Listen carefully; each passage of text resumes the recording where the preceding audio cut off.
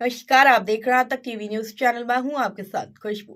दिल्ली की राजनीतिक में आज एक बड़ा घटनाक्रम सामने आया है। आबकारी नीति मामले में दिल्ली की एक निचली अदालत ने पूर्व मुख्यमंत्री अरविंद केजरीवाल, पूर्व उप मुख्यमंत्री मनीष सिसोदिया और 21 अन्य आरोपियों को आरोप मुक्त कर दिया है। बता दें कि कोर्ट ने इस मामले की जांच को लेकर के सीबीआई को कड़ी फटकार भी लगाई है। फैसला के बाद अरविंद केजरीवाल भावुक होते हुए नजर आए और प्रेस कॉन्फ्रेंस कर केंद्र सरकार और दिल्ली की भाजपा सरकार पर निशाना साधा। उन्होंने कहा कि उनके खिलाफ राजनीतिक साजिश रची गई थी और सच्चाई की जीत हुई। हालांकि इस फैसले के कुछ ही देर बाद केंद्रीय अन्वेषण ब्यूरो यानी सीबीआई ने दिल्ली हाई कोर्ट में इस आदेश को चुनौती देते हुए अपील दायर कर दी है, यानी मामला अभी पूरी तरह खत्म नहीं हुआ है। आगे की कानूनी लड़ाई अभी जारी रहेगी। वहीं दूसरी ओर इस पूरे मामले पर दिल्ली के मुख्यमंत्री रेखा गुप्ता का बयान भी जारी किया गया है। सीएम रेखा गुप्ता ने कहा है कि यह अभी निचली अदालत का फैसला है। जब यह मामला सामने आया था तब किस तरह सबूतों से छेड़छाड़ की गई, 150 मोबाइल का डाटा डिलीट कर दिया गया, यह सब देश ने देखा है। और अगर ये सही थे तो शराब नीति को तुरंत वापस क्यों लिया गया? जिस तरह पूरे सेक्टर को प्राइवेटाइज करने की दिशा में काम किया गया है, क्या वह सही था? आपने दिल्ली की जनता के साथ बेईमानी की। शीश महल और स्कूल घोटाले के मामले में भी सवाल उठते रहे। दिल्ली की जनता ने पहले ही अपना फैसला दे दिया था और आपको सत्ता से बाहर निकाल दिया था।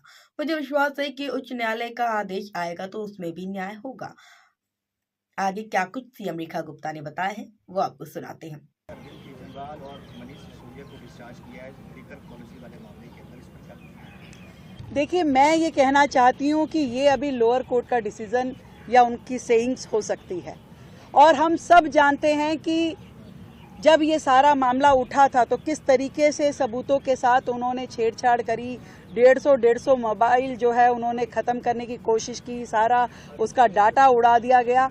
अगर वो सही थे, आज जितने घड़ियाली आंसू वो दिखा रहे हैं, ईमानदारी की, कट्टर ईमानदारी की बातें कर रहे हैं, तो मैं उनसे कुछ प्रश्न पूछना चाहती हूँ।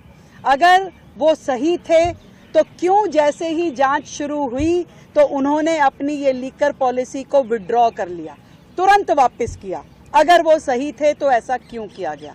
अगर वो ये कह सकते हैं कि एक के साथ एक दारू की बोतल देना दिल्ली के लिए सही था क्या वो ये कह सकते हैं कि जिस तरीके से उन्होंने इस पूरे सेक्टर को प्राइवेटाइज करने की दिशा में काम किया और जो आपका ट्रेडर था उसको आपने, उसका जो कमीशन था 5% से उसको 12% कर दिया, उसका मुनाफा बढ़ाया, उस मुनाफे में आपकी शेयरिंग ऐसा पूरी तरीके से दिखाई देती थी, क्या वो गलत है? उच्च न्यायालय ने भी, सर्वोच्च न्यायालय ने भी समय समय पे अपनी टिप्पणी करके इस पे चिंता जताई और मनी लॉन्ड्रिंग के वहाँ पे कहीं ना कहीं साक्ष्य पाए गए। तो क्या वो आप क्या कहना चाहेंगे उस पर? आज आप बड़े हुंकार भर रहे हैं कि हम तो ईमानदार थे। अरे ये सारी की सारी चीज़ें, एक चीज़ नहीं है, 20 चीज़ों में आपने दिल्ली की जनता के साथ बेईमानी की। क्या आपने शीश महल में दिल्ली की जनता के साथ बेईमानी नहीं करी? क्या आपने स्कूल घोटाले में दिल्ली की जनता के साथ बेईमानी नहीं करी? आपने कौन सी जगह छोड़ी? क्या काम आपने छोड़ा? आप जिस ईमानदारी की बातें कर रहे हैं, आज भी आप नौटंकी कर रहे हैं। आप वो व्यक्ति हैं जिसको 42 साइज की शर्ट आती है और 44 पहन के दिखाते हैं मैं कितना साधारण व्यक्ति हूँ। चप्पल पहन के आपको शीश महल से बाहर आपको रहने का मन नहीं करता। दिल्ली का शीश महल छोड़ के आप पंजाब के शीश महल में जाके रह रहे हैं। आप प्राइवेट जेट से नीचे बात नहीं करते। आप कह रहे मैं साधारण आदमी हूँ, मैं ईमानदार आदमी हूँ।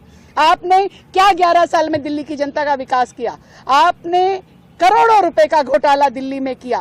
क्लासरूम को आपने, शौचालय को क्लासरूम बोल बोल करके आपने यहाँ पे काउंटिंग। आज भी उनके समय की बीसीओ बिल्डिंग अधूरी पड़ी है जिसमें आपने कॉस्ट इतनी बढ़ा दी, आपने सीधा सीधा कॉन्ट्रैक्टर्स को फायदा पहुंचाया। डबल कॉस्ट के प्रोजेक्ट आज भी पड़े हैं।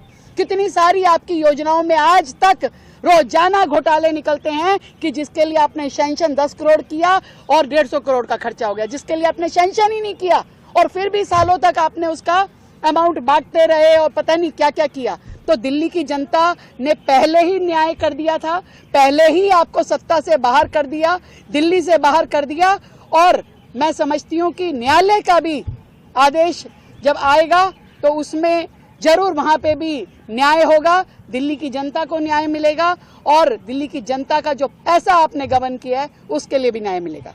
अब देखना ये हुआ कि हाई कोर्ट में इस मामले की सुनवाई किस दिशा में जाती है और आने वाले दिनों में यह राजनीतिक और कानूनी लड़ाई क्या मोड़ लाती है। दिल्ली की राजनीतिक में यह मुद्दा अभी और गर्म रहने वाला है।